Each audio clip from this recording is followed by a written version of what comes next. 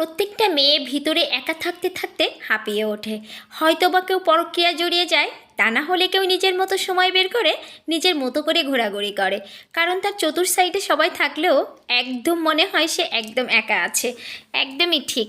ছেলে মেয়ে একসময় তাদের মতো সময় কাটায়, পড়াশোনা নিয়ে ব্যস্ত হয়ে যায়। একটা মেয়ের সংসার জীবনের সব থেকে প্রিয় মানুষটা হচ্ছে তার হাজব্যান্ড, যে তার খেয়াল রাখবে, তাকে ভালোবাসবে, তার মনের কথাগুলো চুপচাপ শুনবে। সেই মানুষটা একসময় সংসারের ভারে এবং সবার চাহিদা মিটাইতে মিটাইতে সেও একসময় চুপচাপ হয়ে যায়। তাহলে একটা মেয়ে কোথায় যাবে? সে কি শুধু রান্না করার জন্য আসছে? সে কি শুধু সবার কথা শুনবে, তার কথা বলার কোনো মানুষ থাকবে না? একদমই না। তবে একটা কথা কি জানেন, এই পৃথিবীতে কেউ কারোর না। নিজের মতো সময় কাটাতে হবে, নিজেকে সময় দিতে হবে, নিজেকে ভালো রাখতে হবে। আমি ঠিক তেমন কাজটাই করি। যখন আমার একদম খুবই খারাপ লাগে, ছেলেকে নিয়ে বেরিয়ে পড়ি। চলো, আমাকে সময় দিতে হবে। একসময় ছেলে বলে, স্কুল থেকে এসেছি, আমি কোথাও যেতে পারবো না।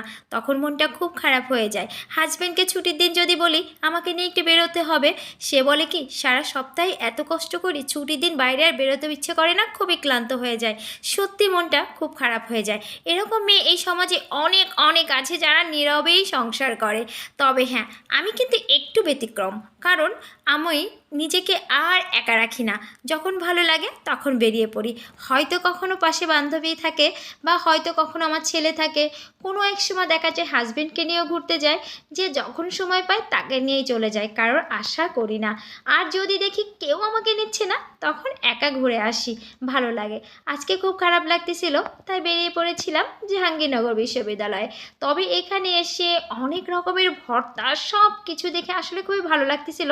এমন একটা টাইমে আসছিলাম, খাবারের টাইম ছিল না। তবে হ্যাঁ, এত রকম ভর্তা শুনে দেখে খেতেই মন চাচ্ছিল। আর এই বাসটা না, জাহাঙ্গীরনগর দেখে সত্যি আমার খুব ভালো লেগেছে। সব জায়গায় যদি এই বাসগুলো হয় না, সত্যি ঘুরতে খুবই ভালো লাগে। কি ঠিক না বলেন তো? আমার কাছে অনেক ভালো লেগেছে। তারপর শুধু ঘুরবো সেটা হবে নাকি, টুকিটাকি কিছু না কিনলে একদমই ভালো লাগে না।